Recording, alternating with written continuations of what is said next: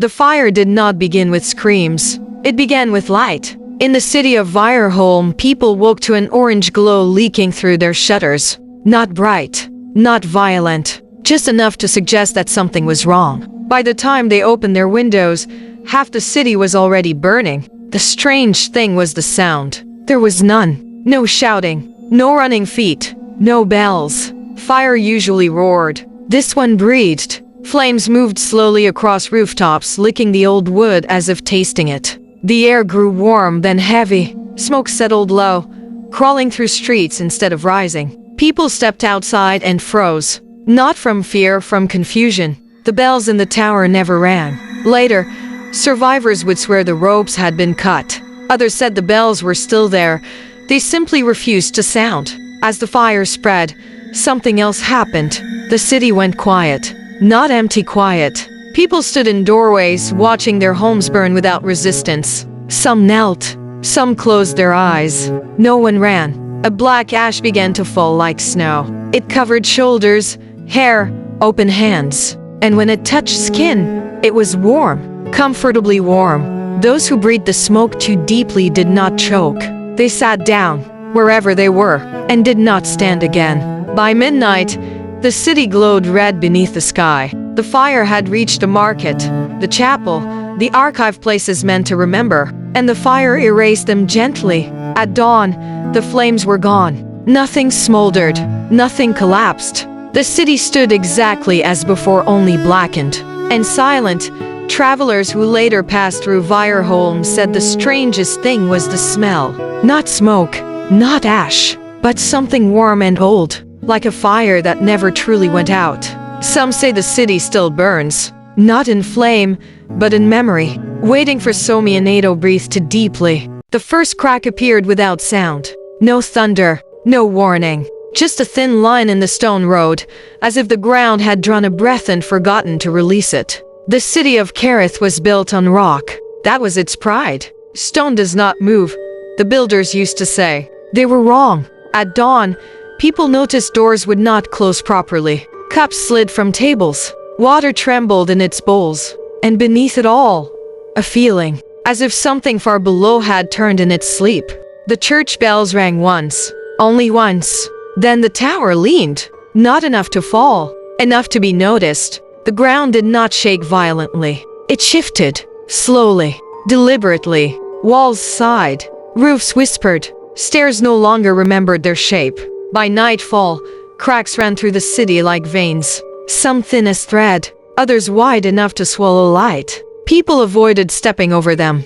No one wanted to cross what felt like a mouth. When the earth finally spoke, it did not roar. It groaned, a deep, endless sound that came from everywhere at once, as if the city itself was being lowered into something else. Houses sank, not collapsed, sank. Windows slipped below street level. Doors opened into darkness. People standing too still found the ground lowering beneath their feet. Slowly, gently. At midnight, the first street disappeared, not into rubble, into depth. The crack widened, and the city accepted it. Those who fell did not scream for long. Sound does not travel well where the earth closes.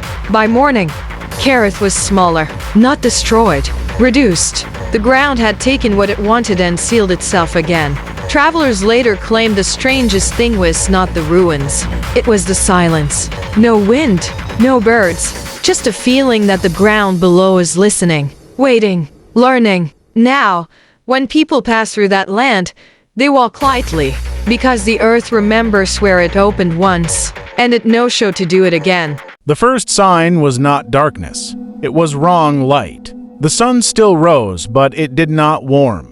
It hung in the sky like a faded coin. Thin, pale, as if something behind it was drinking its fire. In the kingdom of Varel, people woke as usual. They opened shutters. They went to fields. But the shadows were long, even at morning, and they did not move correctly. By the third day, crops stopped growing. Leaves stayed frozen in size, green without life. Animals refused to stand beneath the sky. Dogs hid under stone steps. Birds flew low, then vanished entirely. The priests said it was a test. The astronomers said nothing.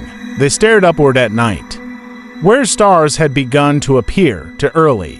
At dusk, the sun dimmed further, not setting, not rising, just staying. A weak circle in the sky, trembling like a dying ember. People noticed something else. The sky was closer. Clouds pressed low.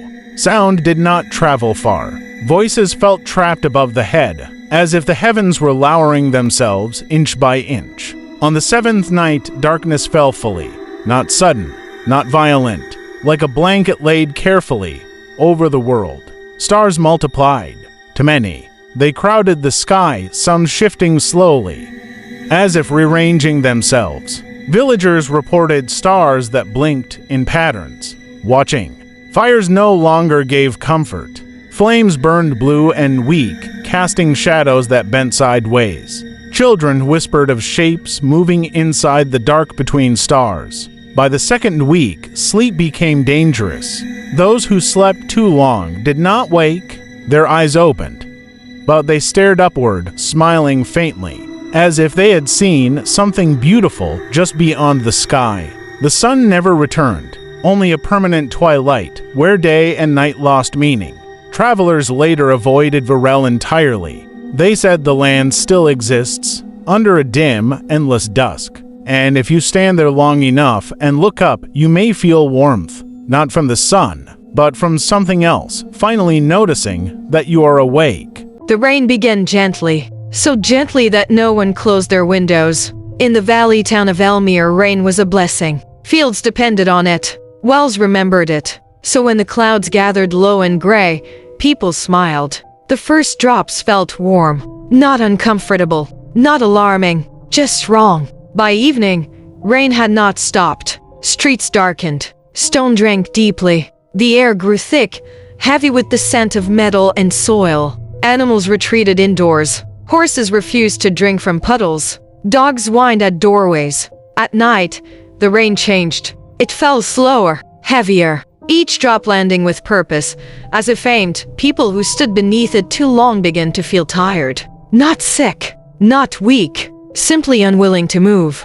By morning, bodies were found in the streets, standing, heads tilted upward, eyes closed, as if listening. The rain never soaked their clothes. It vanished on contact with skin, leaving no mark, except one thing: breath. Those touched by the rain breathed slower, deeper, until eventually they forgot to inhale again.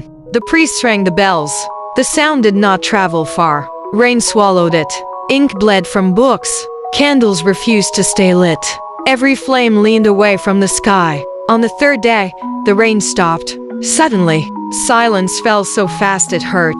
The town remained standing, fields untouched, roofs intact. But people were gone. Not taken. Left. Travelers later said Elmere looked peaceful. Too peaceful. Rainwater still clung to stone walls, never drying. And if you stayed long enough, you could hear breathing. Not from people, from the ground.